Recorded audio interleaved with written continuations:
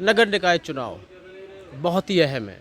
इस वक्त हम गाज़ियाबाद के वार्ड 53 यानी कि 53 में हैं और हमारे साथ इस वक्त मौजूद है अनुष्का सिंह जी, जो कि समाजवादी पार्टी की प्रत्याशी हैं। समाजवादी पार्टी का उत्तर प्रदेश में बड़ा वर्चस्व रहा है, लेकिन लगातार 2 विधानसभा चुनाव हारने के बाद कहीं न कहीं कुछ सवाल बनते हैं। तो इनसे हम यही सवाल करते हैं कि आपके वार्ड में आपको क्या लगता है, ऐसी कौन-सी बेसिक आवश्यकताएँ हैं जिनको आप मुद्दा बना सकती हैं, या जो सिटिंग पार्षद हैं, उन्हें हरा सकती है? जनता क्या चाहती है, या फिर वैसे ही चलता रहेगा? नमस्कार, मेरा नाम अनुष्का सिंह है। मैं वार्ड नंबर 53 से प्रत्याशी हूँ। हमारी जो जनरली जो समस्या यहाँ पे वार्ड में देखने को मिली है, एक चीज़ जो मैंने घूम के पता चला कि जनता बदलाव चाह रही है। और जो मेरा वार्ड है उसमें लोगों को उसमें यही चीज़ देखने को मिली कि हमारे जो मोहल्ले का कैंडिडेट पढ़ा लिखा होना चाहिए, जो जनता की समस्याओं को सुचारू रूप से चलाने के लिए एक पढ़े लिखे कैंडिडेट की बहुत महत्वता है। दूसरा, कुछ जो दलित वर्ग है, जो जैसे पिछले पार्षद जो चुनाव हुए हैं, उन्होंने अपने ही एरिया का ज़्यादा विकास पे जोर दिया गया है।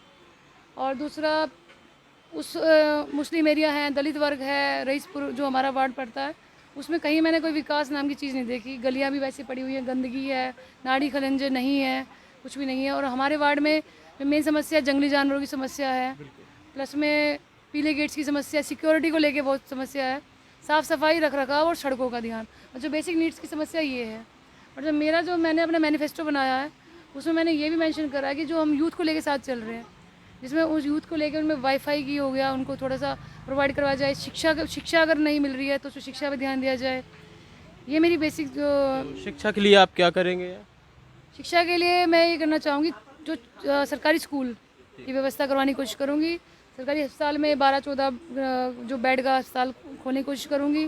दूसरा, जो गरीब बच्चे हैं, गरीब लड़कियां हैं, विधवा पेंशन है। जी। विधवा पेंशन मैंने देखा यहाँ पे पेंशन की अभी कोई व्यवस्था नहीं हुई है सरकार में। तो हमारी जो सरकार है, हमारे जो पार्टी के जो सपा का जो मोटो है, पेंशन पे भी ज़्यादा जोर दे रहा है। तो मेरे जो ये इतने छोटे मोटे मोटो रहेंगे, उस पर पूरा वर्क करने की पूरी पूरी कोशिश करूँगी। कोई मोटा छोटा-मोटा नहीं है, सारे ही अहम होते हैं ये, यदि ज़मीनी स्तर पर सही से कार्य करें। लेकिन गत वर्षों में देखा गया कि समाजवादी पार्टी का जो वर्चस्व था वो बिल्कुल ख़त्म होता हुआ दिखाई दे रहा है। लगातार 2 विधानसभा चुनाव हारना। तो क्या उस स्थिति के चलते हम देख रहे हैं कि भारतीय जनता पार्टी एक बड़े आत्मविश्वास में है? उसका यह कहना है कि टिकट मिलना तो औपचारिकता है, हमारे नाम से ही जीत सुनिश्चित है। तो एक ऐसी पार्टी जो लगातार जीत पे जीत प्राप्त कर रही है, उसको हराने के लिए आपके पास कोई नीति है, और उसको कैसे हरा पाएँगे आप? देखिए, जीत हार तो चलती रहती है ना? नीतियों को लागू करना भी बहुत बड़ी बात है कि नीतियाँ हम लागू कर पा रहे हैं, नहीं कर पा रहे हैं।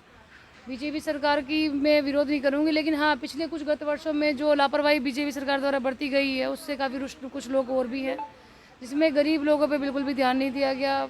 ये हमारे पीछे जो लड़कियों को लेके जो हत्याकांड हुए, जो लड़कियाँ जलाई गई हैं, प्लस में जो ये कोरोना महामारी हुई, उस वजह से मतलब कुछ लोगों का मतलब ये है कि मानना ये है कि जो एक मौका अलग से जो सरकार हमारी मदद निचले स्तर पे रह के करे।